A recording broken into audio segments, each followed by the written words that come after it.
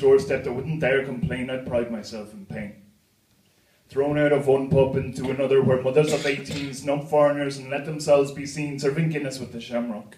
Unnerving as I wonder whether to disturb the froth as I walk the walk to my chair by the table beneath the stairs. My semi-digested kebab will lie there for a while, dried out as I walk past the next day. The door will not open to suggest it may be occupied. Inside, a family of 8 hide in squalor, survive and hibernate, happy to be stowed away.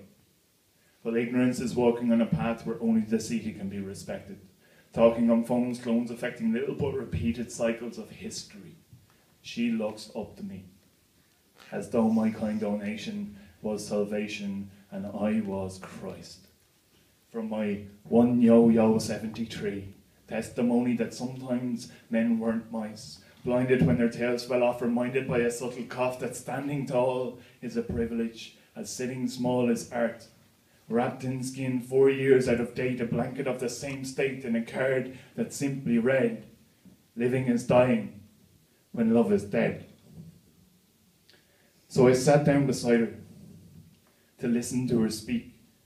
She said, people walk past me and think that I'm weak, but I was sent to Liverpool when I was 12 years old with a one-way ticket and a handful of clothes, told by my family not to come home 3 days, 4 months and 31 years ago. And I can still smell the fear that grew in every girl's womb as we waited alone in that hospital room to atone for a sin that we didn't commit but were forced to abort and too scared to admit we'd been raped by an uncle, a priest, or a friend of the family circle, and told to pretend we were visiting cousins that left in the 50s to find work on the buildings in one of the cities. But they think I'm a junkie because I live on the streets. It makes it easy for them to walk past when we meet or ignore me in doorways, or when I'm down by the keys to call me a smackhead, then to stop and to see that the only real difference between myself and themselves is the horrors I suffered back when I was 12. And as I listened to her story, I noticed something strange. As soon as I sat down, the energy had changed. It was like the city existed on a different plateau where the noise from above met the silence below, and as I watched them shuffle past in their new designer suits, I wondered how they give themselves to such empty pursuits. But she read me as easily as Anna Barry and said everyone's got their cross to carry, so just because they dress nice and choose a chemical smell, they bleed the same way. So remember this well, that sometimes the rougher and the worse that we look is a sign of a much more interesting book. And she laughed at me then. I can still see her smile, dimple her cheeks as her eyes all the while held on to mine and refused to let go till I promised I would, and she nodded. I know. That was 10 years ago. True story. And I went back the other day.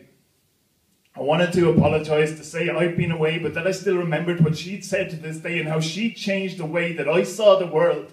But where I found her, curled up against the cold, it was just a retail unit sold to some cookie cutter store selling furniture and more. And when I asked for her, I swear they looked at me as though I was diseased. And so I turned to leave and headed back down to the bus, where I knew that I could trust that in the boot I'd find him waiting, telling me to stand clear.